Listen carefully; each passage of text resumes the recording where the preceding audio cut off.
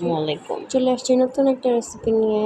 ফার্স্টে আলুটা কেটে ধুয়ে ওটার মধ্যে পানি দিয়ে সামান্য পরিমাণ লবণ দিয়ে এটা সিদ্ধ করে নিয়েছি। তারপর আরেকটা বাটিতে পেঁয়াজ কেটে নিয়েছি, ওটার মধ্যে লবণ আর মরিচের গুঁড়া, 1 চামচ ধনিয়ার গুঁড়া আর সামান্য পরিমাণ চাট মশলা দিয়ে ওটা সুন্দর করে মেখে নিছি। আলুটা যে সিদ্ধ করছিলাম ওই ম্যাশ পটেটোটার সাথে ভালো করে এটা মাখায় নিব। এটা মাখানো হয়ে গেলে আরেকটা বাটিতে একটা ডিম ভাঙা ওটার মধ্যে সামান্য লবণ দিয়ে ভালো করে ফেটাই নেব। তারপর এরকম কিউব করে রাখা চিজগুলা আলুর পুরের মধ্যে দিয়ে সুন্দর করে এরকম বল আকৃতির বানিয়ে নিয়ে এটার ডিমের মধ্যে সুন্দর করে ভালো করে মিশায়া তারপরে ব্রেড ক্রাম্ব বা বিস্কুটের গুঁড়ো মধ্যে দিয়ে কোট করে নেব।